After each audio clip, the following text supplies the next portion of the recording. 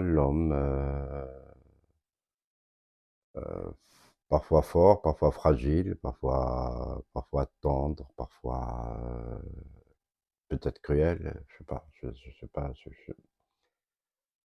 parfois intelligent, parfois tout bête, parfois naïf, incrédule, parfois, bah, ça dépend, mais je suis celui qui est toujours, en posture d'appreneur, d'apprentissage. J'apprends de je tout ce que je rencontre, dans ma vie et ça me construit. Ça me rend parfois plus solide, ouais, bah, que ce qui ne tue pas les choses belles, ça va vite et les choses dures, quand on s'en sort, ça nous rend plus forts. Ce qui ne tue pas rend plus fort. Enfin, moi, je suis venu sans la vue. Pour moi, le monde est comme ça. Et pourtant, oui, je connais les images, je connais la vie dans toute sa splendeur, la lumière du soleil, la lumière de la connaissance.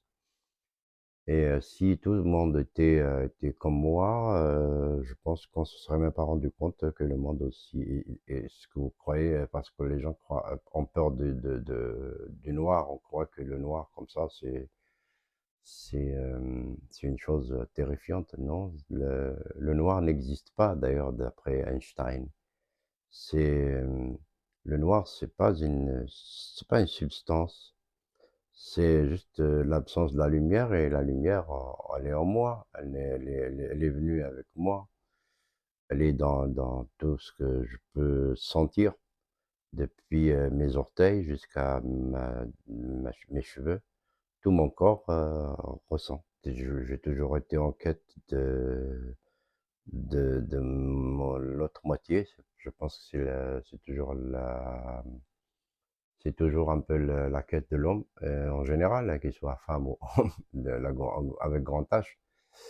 Moi, bon, il y a eu, bien sûr, je suis né dans un village. Le premier changement terrifiant, terrible, c'était le déchirement, premier déchirement. Donc, j'étais à l'internat à l'âge de 7 8 ans. Donc, j'ai quitté mon village pour aller prendre ma scolarité dans un internat de l'Achor, de l'école des jeunes aveugles à Alger. Donc, ce qui m'a, au départ, ça m'a bouleversé, mais ça m'a construit parce que j'ai appris le braille, ma scolarité, j'ai appris les premières notions de la musique, du solfège et tout ça là-bas. Bon, à ce moment-là, j'étais pas encore chanteur, mais j'adorais la musique parce qu'avant, même au village, moi, on faisait la fête à chaque occasion dans le village. Moi, j'étais un peu l'animateur principal. Donc, j'avais un penchant artistique déjà très jeune. J'apprenais vite les chansons, la radio, voilà. Et là, moi, je pense que oui. Après, lorsque j'ai rencontré ma femme à Bougie dans un festival de poésie, elle a été d'un apport très important dans ma vie parce c'est une belle personne. Donc, quand on s'est croisés, tout le temps dans l'interaction positive, dans la construction, l'instruction, même si on a eu des hauts et des bas dans la vie, parce que c'est la vie crée des angoisses, des, des,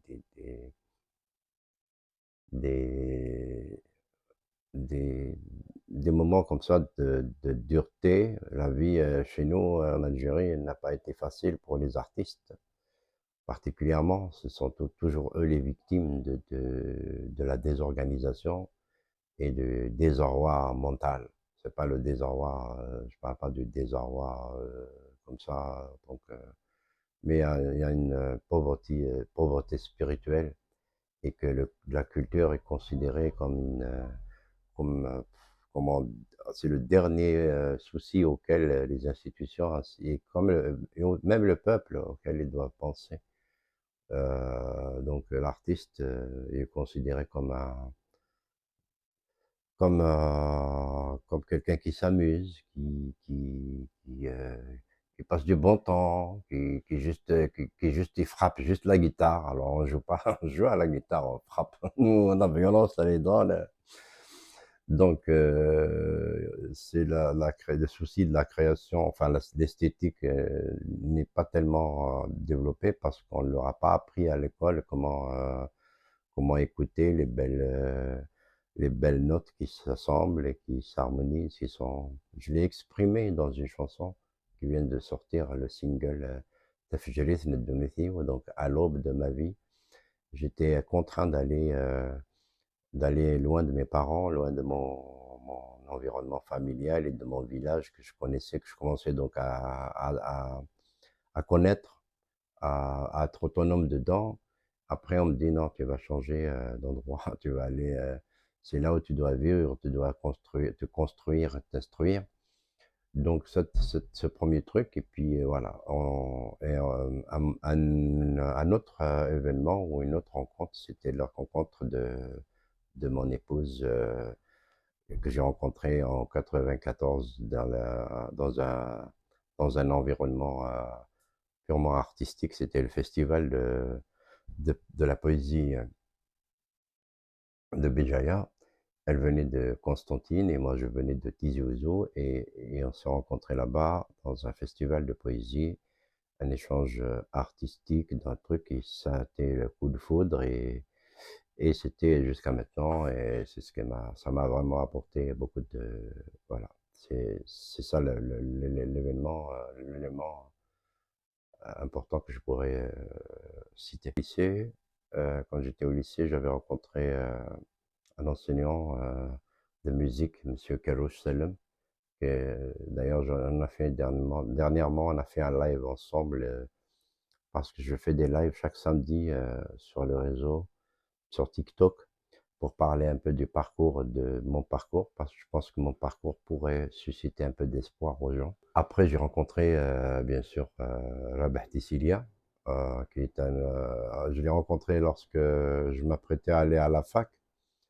C'était un enseignant au niveau de l'ENS. Moi, je l'ai rencontré à l'ENS. Enfin, je l'ai rencontré, il m'a été présenté par un ami aussi musicien de l'Arvana Tirete.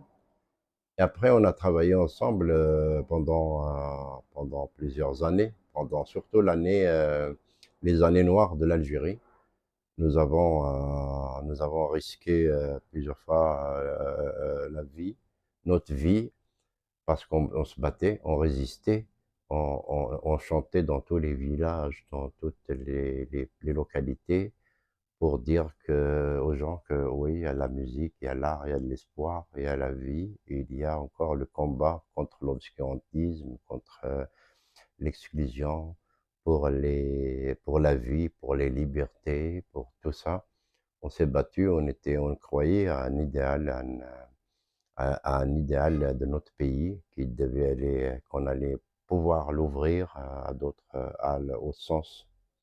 au sens universel du terme, c'est-à-dire à ce qu'il y ait de la place pour tout le monde, parce que la Terre est vaste et elle contient tout le monde et que l'Algérie être la plateforme du monde et que tout le monde trouverait sa place au soleil là-bas.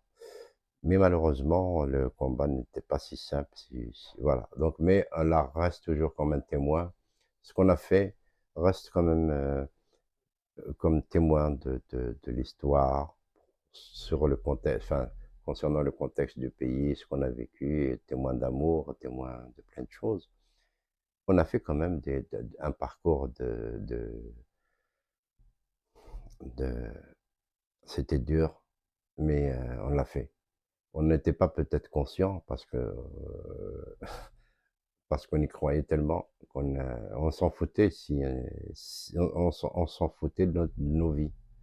Moi, personnellement, je sais pas, voilà, c'est le plus important, c'est de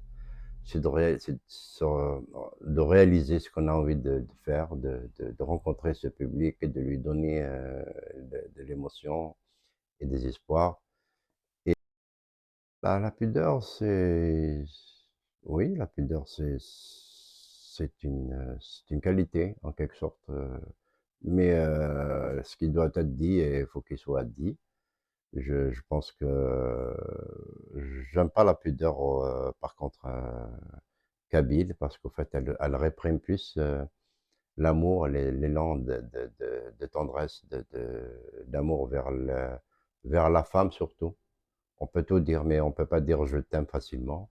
Hamla Arkem, quand je l'ai écrite, lorsque j'étais à la radio, à la chaîne 2, quand je leur ai dit voilà, j'ai écrit une chanson qui brise un peu les tabous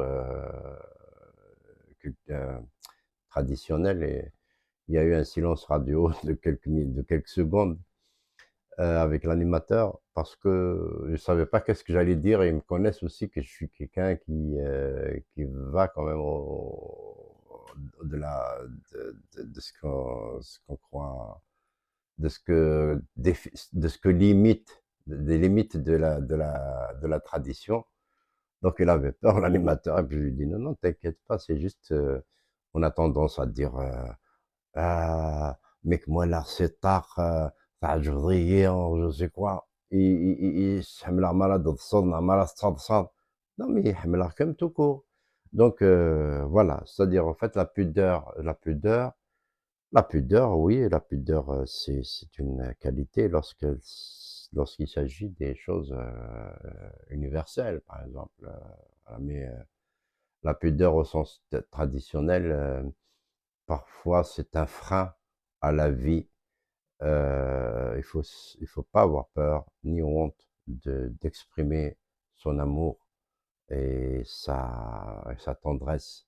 Tess Bra, par exemple, c'est l'un des exemples qui illustre toute cette complexité de l'amour, comment il est vécu dans un contexte où il y a plus de violence qu'autre chose. Donc, et c'est le propre un peu, je pense que c'est la lumière de l'artiste. Le petit garçon, moi, ce que j'aimais, enfin, j'aimais tout, en fait, quand j'étais petit. Je retenais toutes les chansons dans la radio. Et d'ailleurs, ma grande sœur me prenait avec elle, pour ses copines et tout ça, pour leur reprendre les chansons qu'on écoutait à la radio, toutes les nouvelles chansons qui sortaient. À l'époque, je sais pas, j'avais 4 5 ans. Et j'apprenais tellement vite. Euh, et donc, je leur rechantais donc ces chansons. Quand, par exemple, je sais pas, les chansons qui sortaient à l'époque de la radio, Talib Rabah, Cheikh Khuddam, voilà, c'est ce qu'on écoutait à l'époque. Voilà, Hossein Henné, après, c'est sûr qu'il va grandir et qu'il va regarder, il va se souvenir de ça, et que, au fait, c'est le village, je pense que ce qu'on a vécu pendant l'enfance, c'est les meilleurs moments parce qu'on n'avait pas on avait cette insouciance, cette, cette inconscience de la gravité de la vie et du futur. Et nous, on prévoyait, prévoyait pas, on savait aller jouer, aller au champ, aller faire la fête et puis revenir à la maison avec parfois des trucs, des champs, des fruits ou avec un bonheur incroyable, et que ces souvenirs maintenant, en les regardant. Donc, ouais, je parle comme ça m'a surpris un peu la question. Ah, les projets, en fait, les projets, c'est toujours en cours. Et on travaille tout le temps. Malheureusement, on ne peut pas évaluer le travail de l'artiste parce que même en arrière-plan, même quand il dort, il travaille.